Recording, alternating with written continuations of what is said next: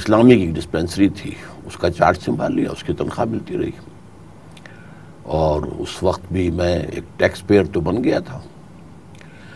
اس کے بعد ہمارا ایک بھائی جان نے جو ایک بڑا انڈیور شروع کیا تھا، ایک ان کی بزنس تھی، اس میں انہوں نے چاہا کہ میری کچھ بقول ان کے جو میری تنظیمی ایڈمنسٹریٹو صلاحیتیں ہیں ان سے ان کو ضرورت تھی، تو میں ان کے ساتھ رہا کوئی 3 سال۔ اس کے بعد پھر ہماری علیحدگی ہوئی، تو پارٹنگز آر پینفل، کچھ ہماری وہ بھی رہیں آپس میں جو ایک دوسرے سے شکایتیں، لیکن بہرحال جب میں علیحدہ ہوا ہوں تو 3 سال جو میں نے وہاں گزارے تھے اس کے نتیجے میں میرے پاس کوئی 2 لاکھ کے قریب ایک سرمایہ موجود تھا، جس سے میں نے آ کے لاہور میں ایک مکان خریدا، اپنا کلینک وہاں شروع کر دیا۔ ایک یہ کہ مکتبہ خدام القرآن بلکہ دارالاشاعت الاسلامیہ کے نام سے ایک پبلشنگ ادارہ شروع کر دیا۔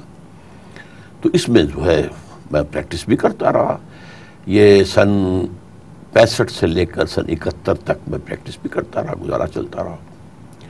وہ پھر میری زندگی کا ایک بڑا موڑ آیا تھا کہ میں نے فروری سن 71 میں فیصلہ کیا کہ اب میں پریکٹس نہیں کروں گا، اس لیے کہ جو میرے یہ دعوتی اور تبلیغی اور تعلیمی اور تدریسی مشاغل تھے وہ اب بہت آگے بڑھ گئے تھے۔ تو اب ایک ہی شکل تھی، یا تو میں ان کو رول بیک بھی کروں جو اصطلاحات ایٹمک صلاحیت کے بارے میں آتی ہیں، اور پھر کیپ بھی کر دوں، اس سے آگے نہ بڑھے تاکہ میری معاش کا معاملہ چلتا رہے۔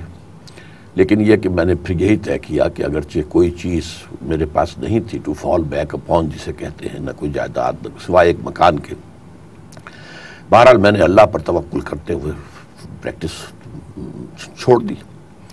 اس کے بعد بہرحال جو بھی کچھ سرمایہ تھا وہ میں کھا رہا تھا۔ تو بڑے بھائی سے اس وقت مجھے کچھ زیادہ شکایات تھیں، ہمارے ان کے درمیان جو ہے وہ کافی کشیدگی رہی۔ چھوٹے سے بھی اقتدار مرحوم سے بھی شروع میں کشیدگی تھی، تو میرے پاس میرے بھائیوں میں سے بھی اس وقت کوئی سپورٹر نہیں تھا۔ لیکن یہ کہ سن 72 میں مرکزی انجمن خدام القرآن قائم ہو گئی۔ اس نے اپنا ایک آفس کے لیے جو ہے سمن آباد میں ایک مکان، بڑا مکان کرائے پر لے لیا۔ اس میں انہوں نے مجھے رہائش دے دی، وہ رہائش ان کی طرف سے تھی، اور اس کے ساتھ فیسلٹیز، بجلی وغیرہ، پانی کے بل جو ہیں، سوئی گیس، وہ بھی انجمن نے اپنے ذمہ لے لی کہ آپ ہمہ وقت کام کر رہے ہیں انجمن کے لیے۔ تو وہ جو میرا مکان تھا وہ کرائے پر دے دیا گیا، اس سے پھر میں اپنا گزارا کرتا رہا۔ پھر کچھ عرصے کے بعد چھوٹے بھائی نے، عزیزم اقتدار احمد مرحوم نے کہا کہ میں آپ کے ساتھ تعاون کرنا چاہتا ہوں۔ میں نے ان سے کہا کہ اگر تو صرف بھائی ہونے کے ناطے تعاون کرنا چاہتے تو مجھے قبول نہیں ہے، اور اگر تمہیں میرے مشن سے دلچسپی ہے، اس میں حصہ لینا چاہتے ہو تو ٹھیک ہے، سراخوں پر۔ ان کا میں مشن میں شریک ہوں، انجمن میں بھی شریک ہو گئے، اس میں مؤسسین میں، اس کے بعد کچھ عرصے بعد تنظیم قائم ہوئی، اس میں بھی شریک ہو گئے۔ تو وہ مجھے کچھ سپورٹ کرتے رہے۔ انہوں نے اپنی ایک فیکٹری تھی ملتان میں، اس میں میرے بھی حصہ ڈال دیا۔ میں نے کوئی پیمنٹ نہیں کی، بس اپنے طور پہ حصہ ڈال دیا، اس سے مجھے وہ کچھ ماہانہ دیتے رہے۔ لیکن جب تنظیم اسلامی قائم ہوئی تو میں نے اس کاروبار سے پھر اپنا تعلق جو ہے بالکل منقطع کرنا لازمی سمجھا، اس لیے کہ ظاہر بات ہے کنسٹرکشن بزنس میں یا کسی بھی بزنس میں اکاؤنٹس وغیرہ کے معاملات جو ہیں وہ صحیح نہیں ہوتے، اور ٹیکس وغیرہ کے معاملات میں کوئی نہ کوئی جو ہے کمی بیشی ہوتی ہے۔ تو میں نے کہا کہ اب تنظیم کے امیر کی حیثیت سے یا داعی کی حیثیت سے میرا کسی ایسے کاروبار سے تعلق درست نہیں ہے۔ تو پھر میں نے جو انجمن کا مرکز بن گیا یہ قرآن اکیڈمی، تو میں یہاں منتقل ہو گیا، اور یہاں پر بھی مجھے وہ سہولتیں حاصل رہیں، مکان، کرایہ، جو بجلی، پانی، گیس کے بل، ٹیلی فون، یہ ساری سہولتیں حاصل تھیں۔ باقی یہ کہ دال روٹی کا بندوبست اللہ کرتا رہا۔ پھر میں نے، لیکن انجمن یا تنظیم آپ کو کوئی پے کرتی رہی؟ انجمن سے کوئی ایک پیسہ میں نے نہیں لیا کیش میں، لیکن یہ جو سپورٹ تھی کہ میں ان کی پریمیسز میں رہتا تھا اور ان کی جو سہولیات ہیں وہ مجھے اویلیبل تھیں، تو یہ تو انجمن کا ہے۔ اور میرا جو بھی کیسٹ تھے، ویڈیوز تھے، میری کتابیں تھیں، وہ سب انجمن کی ملکیت تھی، اس میں سے کوئی ایک پیسے کی رائلٹی کبھی آج تک میں نے نہیں لی۔ تنظیم سے میں نے کبھی ایک پیسہ بھی نہیں لیا آج تک۔ بہرحال اس کے بعد پھر میں نے یہ کیا کہ وہ مکان جو ہے اپنا جو کرشن نگر میں تھا، جو میں نے خریدا تھا، وہ بیچ دیا۔ وہ میں نے لیا تھا 55,000 کا، مجھے مل گئے اس کے 6 لاکھ۔ تو اس سے پھر میں نے یہاں ایک پلاٹ بھی، جو برادر مقتدار احمد صاحب نے، جب پھر میں نے ان کی کمپنی چھوڑی تو جو میرے شیئرز تھے اس کے پیسے مجھے دے دیے، تو اس سے ایک پلاٹ خریدا میں نے یہاں، اور پلاٹ خرید کے اس کے چھوٹے سے 4 یہ کوارٹر بنا دیے ہیں اپنے 4 بیٹوں کے لیے۔ اور پھر یہ کہ اس کے بعد دال روٹی جو ہے وہ بیٹوں کے حوالے سے چلتی رہی۔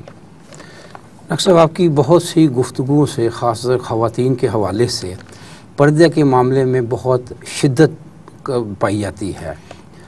اس کی دو وجوہات ہو سکتی ہیں، ایک تو ہے یہ ہے کیونکہ دین کا حکم ہے، اور ایک یہ ہے کہ ہماری بعض علاقائی روایات ہیں، مثلا پٹھانوں کے ہاں جو بہت مذہبی نہیں بھی ہوتے، ان کے ہاں بھی ہے کہ وہ پردہ کی جو عورتوں کے لیے پردہ کو بہت لازمی سمجھتے ہیں۔ اسی طرح ہمارے ہاں جو ہندوستان کے بعض علاقے ہیں، اور آپ بھی کیونکہ ہندوستان سے جیسا کہ آپ نے بتایا ہے مہاجر ہو کر ادھر آئے، تو کیا آپ کی پردے کی اتنا شدت سے اس کا قائل ہونا وہ دین کی بنیاد پر ہے، یا اس میں کچھ وہ آبائی جو ماحول تھا آپ کا ہندوستان میں جیسا تھا کہ اس کی وجہ سے آپ پردے کے اتنی شدت سے قائل ہیں؟ اس میں تو میں بالکل قطعیت کے ساتھ کہہ سکتا ہوں کہ میرا سارا موقف خالص دین کی بنیاد پر ہے۔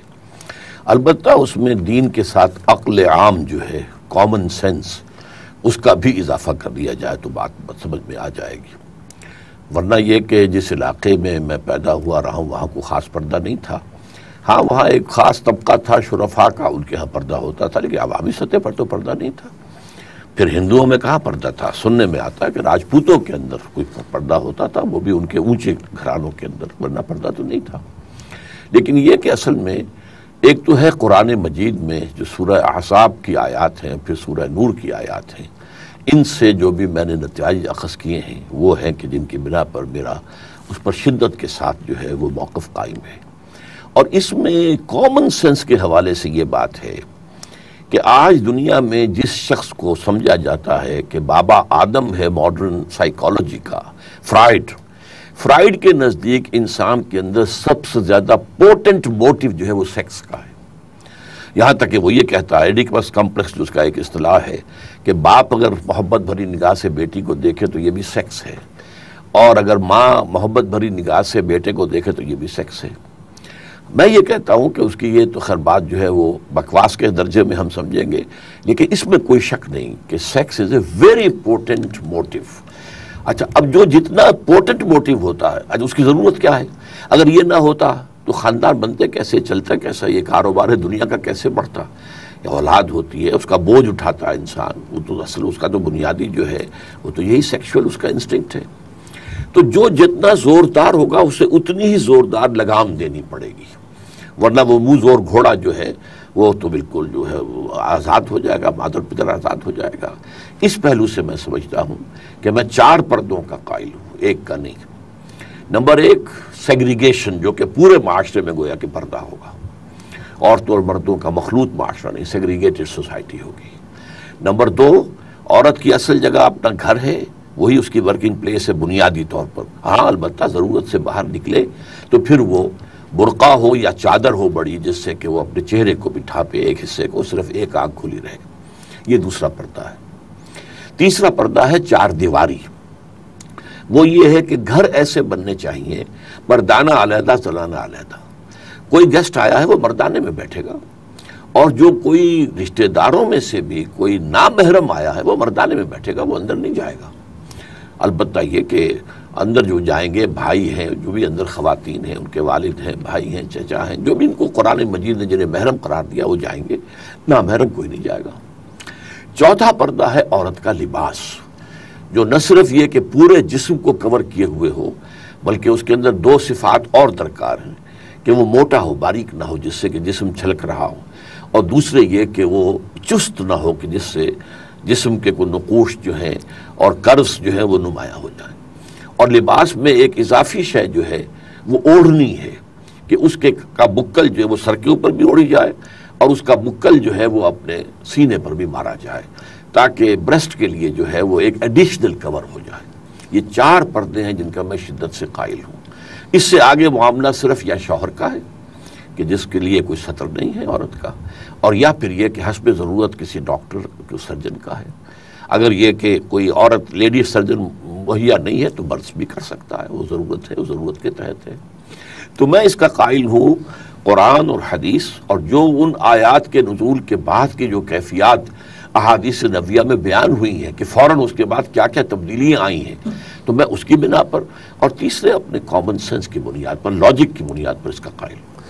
ڈاکٹر صاحب، یہ مذہب میں شدت پسندی کی بات آئی ہے، تو آج کل ایک